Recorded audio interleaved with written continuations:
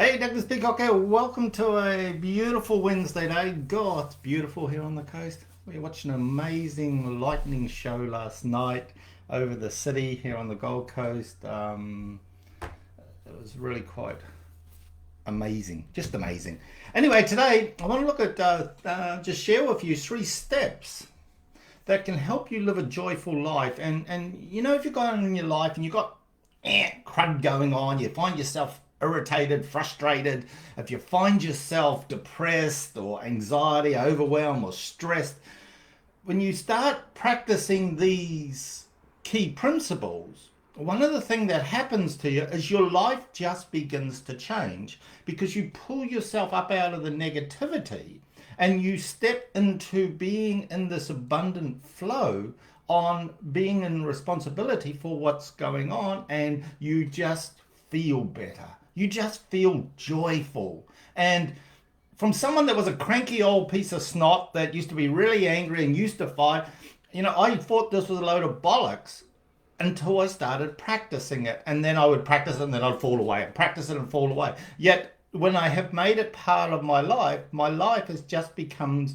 more joyful, and each day it is just continuing to grow.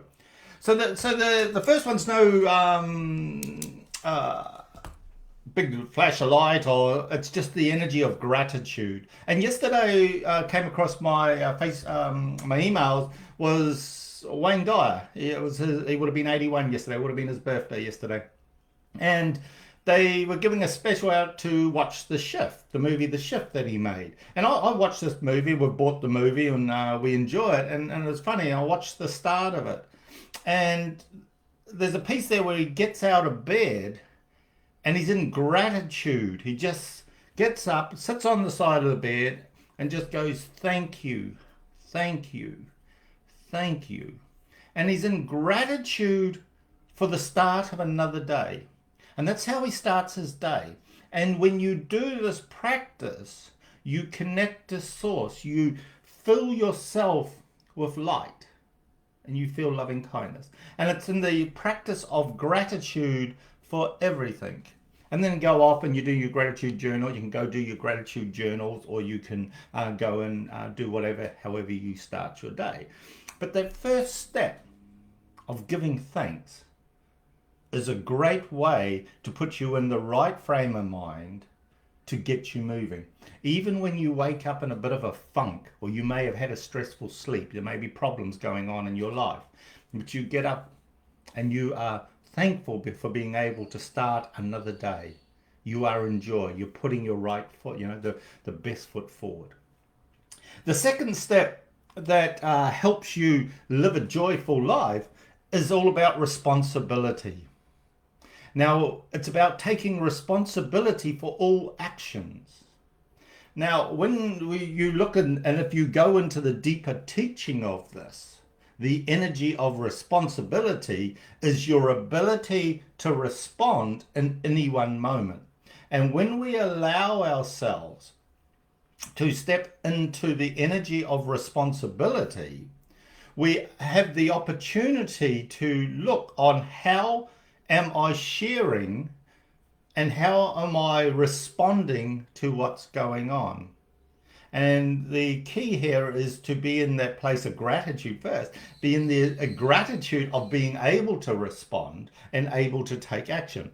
Now, my wife was telling me the other day that this teaching on how it was said another way was, when you say something, as soon as those words leave your mouth, you have lost control of them. Wherever they land, however they land, is out of your control.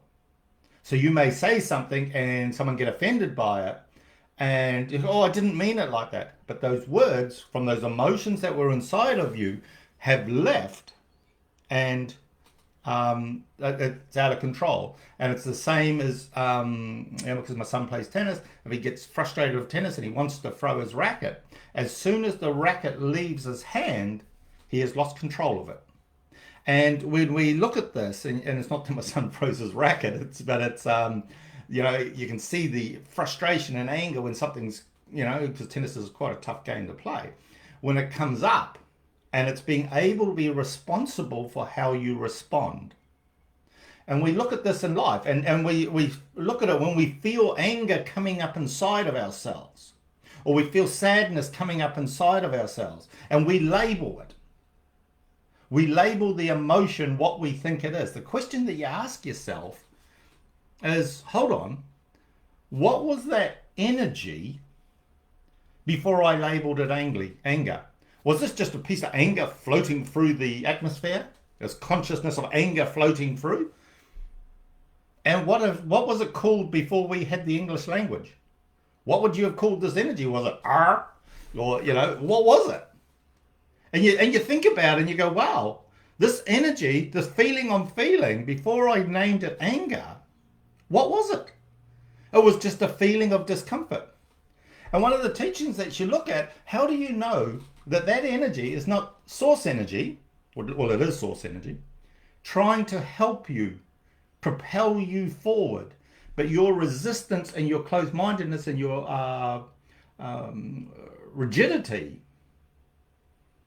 is stopping the flow of this energy. And so you feel frustrated, you feel anger. You've associated meaning to energy passing up through your body. And then you act accordingly.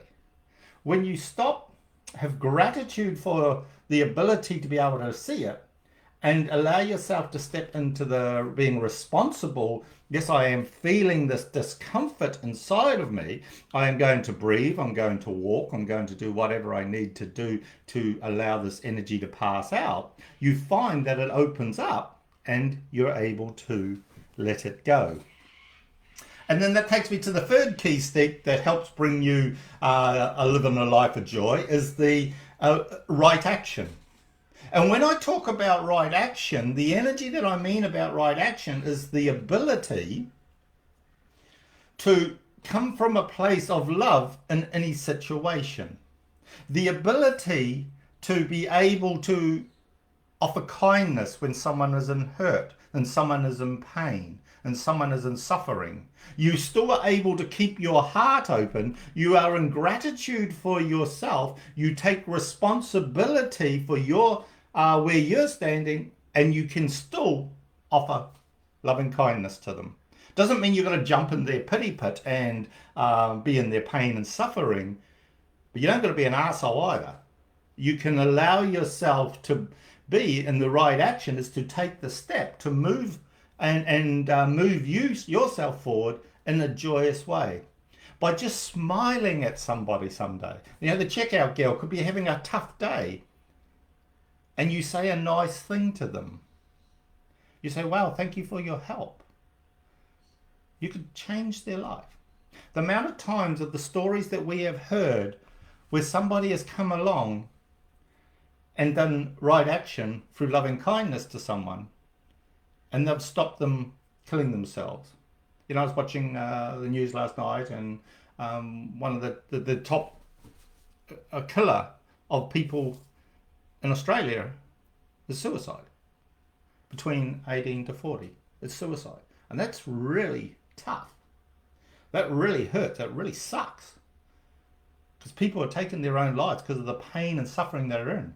And if you were just able to be in gratitude and space and love, and give them a little bit of kindness, right action of giving them kindness rather than saying something, taking responsibility for what you say or your actions or your energy that you throw out, and you do it from love and kindness, you never know who you help.